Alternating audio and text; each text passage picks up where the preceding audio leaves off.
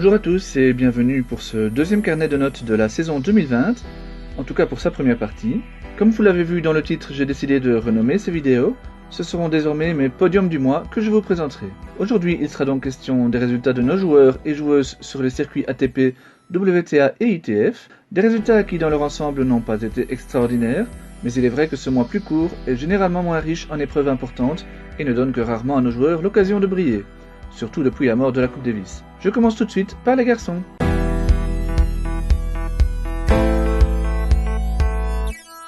Après une saison 2019 bien médiocre, Ruben Bemmelmans a montré quelques signes de renouveau en janvier, je vous en avais parlé.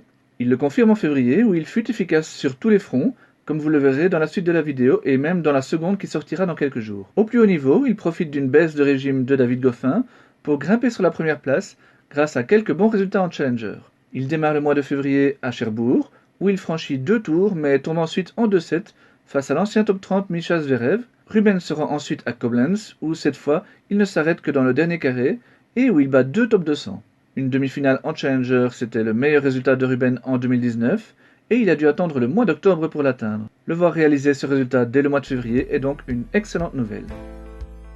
Une demi-finale, c'est aussi le meilleur résultat de Kimmer Coppejans ce mois-ci. L'Ostendais a conclu sa bonne tournée australienne de janvier par une accession au dernier carré du Challenger de Lone Stone. De retour d'Océanie, il a fait escale en Inde pour disputer le gros Challenger de Bengaluru, mais fatigué par sa longue tournée et par les voyages, il s'est incliné dès son entrée en lice. David Goffin a également atteint une demi-finale lors du tournoi ATP 250 de Montpellier. Alors bien sûr, c'est un niveau plus élevé que pour les deux joueurs précédents, mais pour David, dans des tournois relativement peu relevés comme le fut cette tournée indoor européenne, c'est insuffisant. D'autant qu'après cette défaite face au Canadien Pospisil, il a enchaîné avec une élimination au deuxième tour à Rotterdam et au premier à Marseille. Mais peut-être devrait-il d'ailleurs utiliser cette période pour se reposer un peu, car il réalise rarement de très bons résultats durant cette tournée.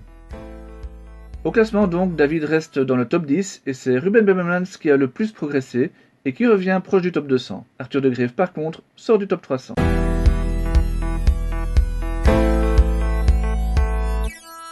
Les résultats féminins ont surtout été marqués par le passage de la Fed Cup à Courtrai et cette rencontre face au Kazakhstan. Elise Mertens s'y est montrée autoritaire dans son rôle de leader d'équipe et c'était très attendu après la débâcle française de l'an dernier. Après une petite alerte lors du premier set contre Zarina Diaz, elle n'a plus jamais été vraiment inquiétée du week-end. Durant la tournée dans le golfe persique qui a suivi, elle a battu 2 fois la dangereuse chinoise Qiang Wang, avant de perdre face à Sabalenka à Dubaï et face à Putintseva à Doha. En soi, ce n'est pas de mauvaise défaite, mais elle tombe plutôt mal puisque Elise devait défendre son titre au Qatar, et ça aura une influence sur son classement. Je vous en parle dans quelques instants. Alison Van Uytvanck a démarré le mois par une belle victoire sur Kristina Mladenovic à Saint-Pétersbourg. Au deuxième tour, elle parvient même à pousser Petra Kvitova au troisième set. Après une élimination au dernier tour des qualifications à Dubaï, elle franchit un tour à Doha et ne s'incline qu'au tie-break du dernier set face à la 17e mondiale Elena Rybakina. Ces 3 défaites du mois se jouent donc à rien et c'est bien dommage car elle avait pas mal de points à défendre ce mois-ci. Je vous en reparle également dans quelques instants.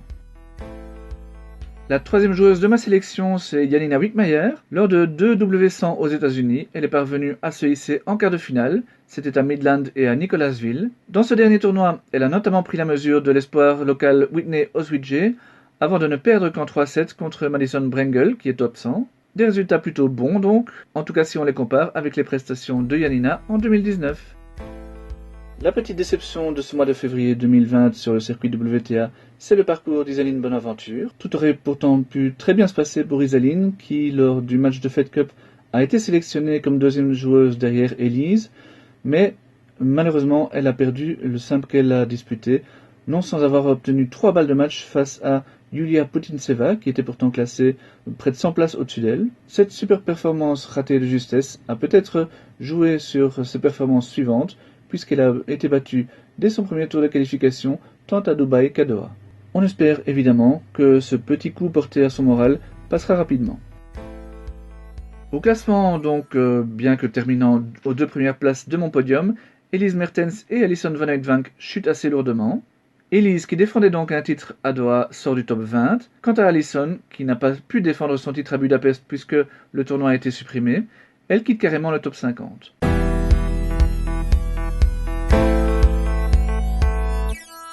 Ruben Bemmelmans fut donc le meilleur belge au niveau ATP, mais également au niveau des futurs.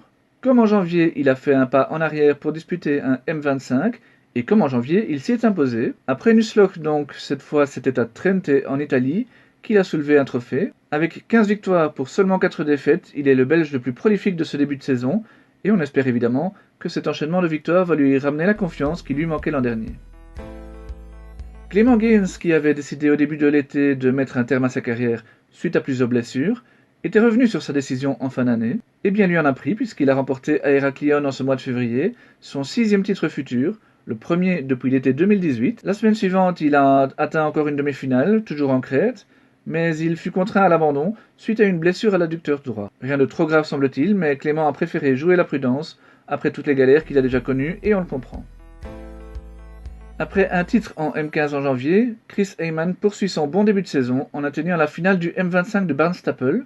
Sur sa route, il a notamment dominé en quart le jeune Britannique Jack Draper, première tête de série du tournoi, et il a ensuite effectué un crochet infructueux par le Challenger de Koblenz, puis a atteint un écart de finale lors du M25 de Sunderland. En finale à Héraklion, c'est Zizou Berks que Clément Gaines a battu en 3-7, un bon résultat pour Zizou, qui avait déjà atteint une finale en janvier, et qui donc a bien débuté la saison. La semaine suivante, il chutait dès le deuxième tour, toujours en Crète, face à Clément Gaines de nouveau. Il n'y a pas eu beaucoup d'autres bons résultats, mais on peut tout de même citer Guillaume Dermiens, qui va obtenir son premier point ATP la semaine prochaine. Actif depuis 2017, Guillaume a réussi pour la première fois à gagner un match dans un tableau final de futur. C'était à Monastir, où il est sorti des qualifications, et où il a même gagné 2 matchs pour se hisser en quart de finale, donc bravo Guillaume. Au classement donc, j'en ai parlé déjà lors de la page ATP, Ruben Bemmelmans a bien progressé, et en plus, sa victoire à Trente ne sera prise en compte que l'année prochaine, donc son retour dans le top 200 ne devrait plus tarder. Plus loin, vous pouvez voir les progressions de Chris Heyman et surtout de Clément Gaines, le retour de Louis Herman, qui a obtenu un point lors de la dernière semaine de janvier, ainsi que la sortie du classement d'Omar Salman et de Niels de Seine.